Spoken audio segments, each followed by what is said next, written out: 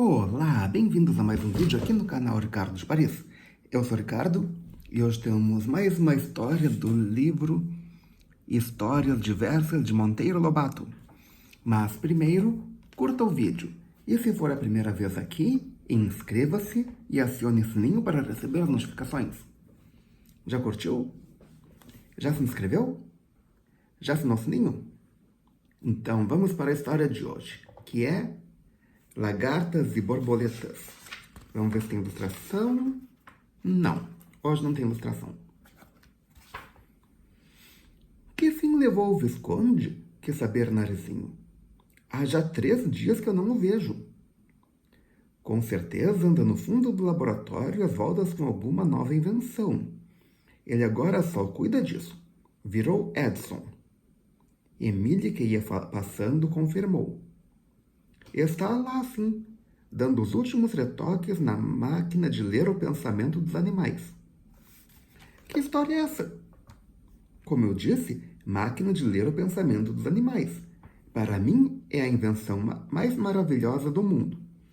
Todos os animais pensam como nós, diz o Visconde, mas como não sabemos a língua que falam, não temos meio de conhecer o pensamento deles.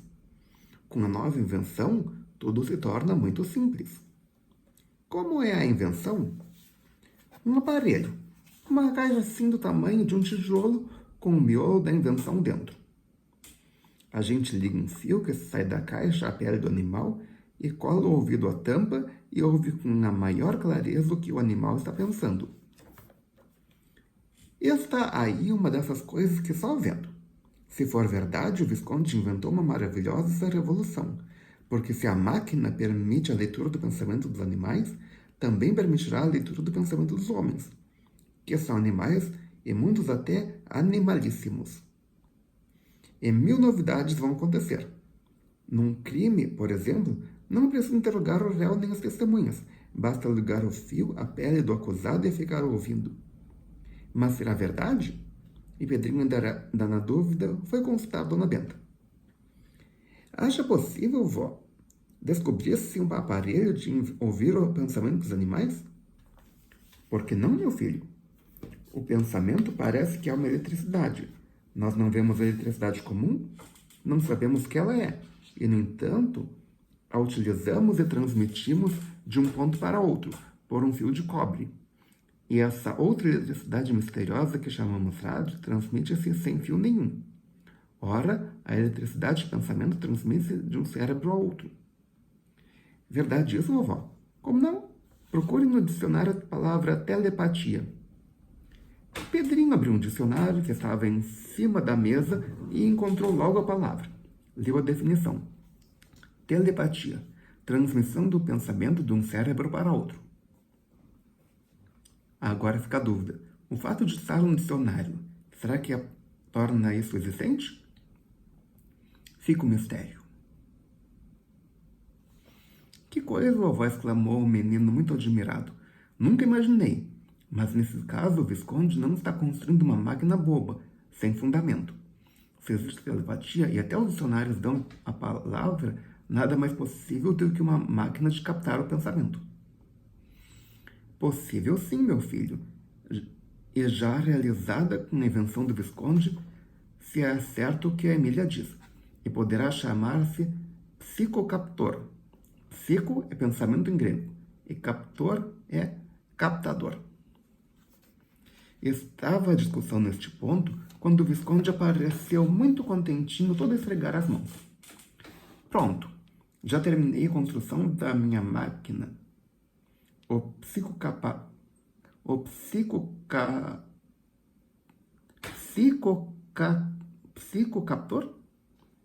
O Visconde fez cara de surpresa e em seguida iluminou a carinha.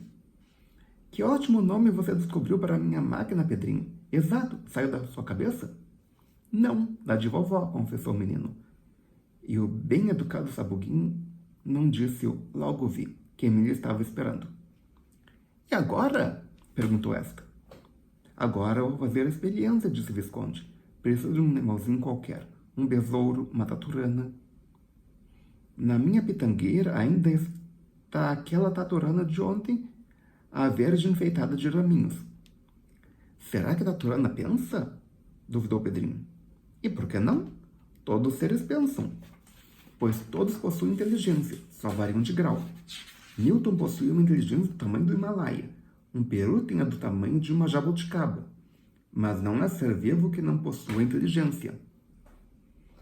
Pois vamos ver se realmente as taturanas pensam, concluiu Pedrinho. Minutos depois, estavam todos no pomar, debaixo da pitangueira da Emília. Até a tia Anastácia veio, ainda com uma colher de pau na mão, e a dizer: credo, o Visconde ainda acaba virando pai de santo. O aparelho foi colocado em cima de um caixão de querosene que Emília conservava lá com uma porção de guardadinhos dentro. O grande inventor tirou a taturana da pitangueira com um pauzinho e colocou sobre o caixão, perto da máquina. Em seguida, ligou um fio à pele da taturana e colou o ouvido à tampa do aparelho. Todos observavam com a maior atenção. Segundos depois, o Visconde começou a sorrir num verdadeiro enlevo d'alma. Era o sorriso de todos os grandes inventores. O de Edison, quando viu acender-se a sua primeira lâmpada. O de Alexandre Bell, quando ouviu a primeira palavra do telefone. Está ótima a minha palavra, disse ele. Ouço perfeitamente os pensamentos dessa taturana. Ouço é modo de dizer, porque não há som. Percebo os pensamentos dela. Capta, ajudou Pedrinho. Sim, estou captando tudo o que ela pensa neste momento. E o que é, quer saber, Emília? Ela está, como se diz, filosofando, respondeu o Visconde. É tão interessante me parece a sua filosofia que era bom que Pedrinho tomasse nota no papel do que eu for dizendo. Veja papel, Pedrinho, e lápis. Pedrinho foi correndo buscar papel e lápis. E de volta já não encontrou o Visconde no aparelho, e sim Emília, que o alijara dali à força. Quis acrescentar, mas Pedrinho fez psiu. Escreva. E ele, vendo a atenção de todos, escreveu o que Emília falou. Parece que aconteceu qualquer coisa, disse Emília, porque esta taturana está triste e volta e meia dá um suspirinho. Vou repetir com a maior exatidão o que ela está pensando. Escreva, Pedrinho. Editou os pensamentos da taturana. Ah, bem triste a minha vida. Num mundo de coisas tão lindas, eu sou feia e inspiro repugnância. Num mundo tão cheio de asas, eu me arrasto pelo chão e pelas cascas das árvores. Quem me dera ser como as borboletas que vivem pairando no ar. Emília interrompeu o ditado para dizer: como é burrinha! Não sabe que as borboletas saem das lagartas, de modo que uma lagarta é uma futura borboleta, como uma borboleta é uma passada lagarta? Nada mais verdade, disse Dona Menda. Mas como é que ela há de saber? As taturanas ou lagartas conservam-se assim até o dia em que viram casulos. Em estado de casulo fica uma porção de dias até que aquele mingau amarelo que está dentro dos casulos endureça e vire borboleta. E então a casca do casulo racha e a borboleta sai toda mole ainda, úmida, sem forças, com as asas amarotadas, mas rapidamente secam, esticam as asas, ficam fortinhos e saem voando lindos como as sertanejas azuis que moram dentro das matas virgens. É verdade, vovó exclamou Narizinho. Só agora estou vendo que as lagartas não podem saber que vão virar borboletas, nem as borboletas podem saber que já foram lagartas. Aí fica a dúvida. Será mesmo que as borboletas não sabem que já foram lagartas? Será que elas não têm memória? Fica um mistério. Dona Benta pensou lá consigo.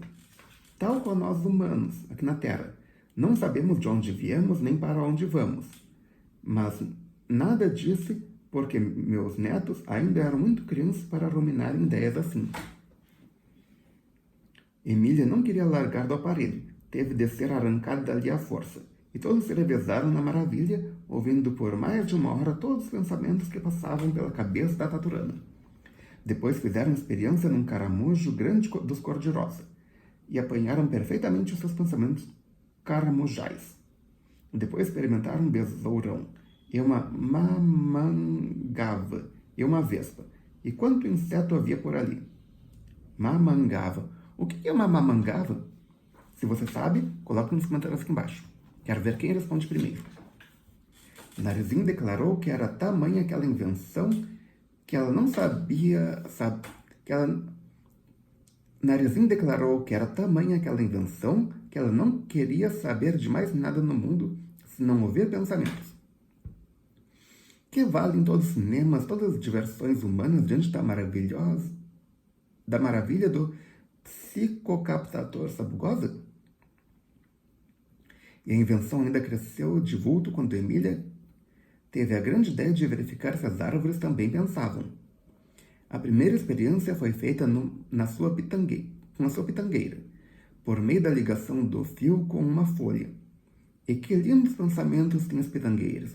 Também experimentaram as laranjeiras, as mangueiras, as jabuticabeiras e as goiabeiras, verificando que as árvores de frutas gostosas pensam com muita clareza e elevação de ideias. Já os pensamentos dos pés de limão mostraram-se azedos e dos pés de pimenta singularmente ardidos. E a jaqueira, lembrou Emília. Que será que pensa uma jaqueira enorme como a nossa? E levou para debaixo da jaqueta o psicocaptor, com todo o bando atrás. A jaqueira do pica-pau amarelo sempre teve fama de ser a mais velha e maior árvore da zona. Tinha uma copa de 30 metros de diâmetro e um tronco da altura do peito de um homem de 3 metros. Produzia jacas enormes, algumas até de 2 arrobas, que quando bem maduras caíam por si mesmas e esborrachavam-se no chão esperando favos. E como essa ação fosse própria, lá estava a velha jaqueira com mais de 20 enormes jacas maduras prestes a caírem. Quanto pesa 2 arrobas? Se sabe, coloca nos comentários aqui embaixo. Então, o conveniente é não ficar embaixo de jaqueiras onde uma jaca de 2 arrobas pode cair a qualquer momento. Então, procure outra árvore para descansar. Emília colocou o aparelho no chão e ligou o fio à casca da árvore, porque as folhas ficavam muito alto, e colou o ouvido para psicocaptar. O que, porém, aconteceu, absolutamente não estava no programa. Ou foi vingança da lampreia? O que foi que aconteceu? Nada menos que isso. Assim que ela colou o ouvido no aparelho, começou a ouvir uma jaca madura desprendendo-se lá de cima e plaf. Caiu bem em cima dela e do aparelho, cobrindo-os quase totalmente. Acudam, berrou o narizinho. Emília estava soterrada. Dela só se viam 2 cambitos em movimento no ar. Era uma jaca das maiores, de modo que, para salvá-la, Pedrinho teve de ir buscar um enxadão. Depois que removeu os escombros, a figura da Emília apareceu. Mas em que estado? Ou seja, aconteceu o que eu disse que podia acontecer. Veja, vovó, como ficou essa coitada, exclamou a menina, erguendo-a e tentando pô-la de pé. Pobre Emília, impossível imaginar-se coisa mais deplorável. Empapada de caldo de jaca com pedaços de favas agarrados ao corpo, com a cara, o cabelo, as mãos cobertas de visgo. Daquele terrível visgo que os moleques usam para pegar passarinhos. Ela não podia falar e quase não podia respirar. E como a única coisa que dissolve visgo de jaca é azeite ou gordura, Tia Anastácia correu à cozinha e voltou com uma frigideira de torresmos. E esfregou aqueles torresmos na cara das bonecas, dizendo: E tenho que andar depressa, Sinha, senão a coitadinha mora asfixiada. Já está ficando roxa de tanta falta de ar. E Emília escapou da morte graças aos torresmos de tia Anastácia, mas ficou em tal estado que teve de ir para a cama toda engordurada e dolorida, com um gosto podre que a penetrava até o fundo da alma. Esse soterramento pela jaca foi o único desastre sério que Emília sofreu em toda a sua vida. E você? O que será que aconteceu com o aparelho? Ficou um mistério? Ou será que vai aparecer na próxima parte? Vamos descobrir. Mas por hoje é só. Se você gostou, clique em curtir. Adicione esse vídeo aos seus favoritos. Compartilhe com seus amigos. Traga pelo menos um inscrito para o canal. Obrigado pela presença. Obrigado pela audiência. Até amanhã com mais uma história e melhor possível.